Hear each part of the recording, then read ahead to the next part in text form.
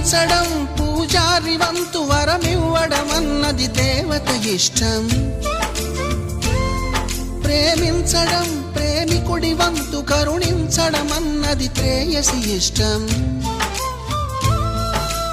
ఎందువల్ల నిన్ను ప్రేమించిందో చిన్ని మనసుకే తెలియదుగా, నిన్ను మరవడం జరగదుగా.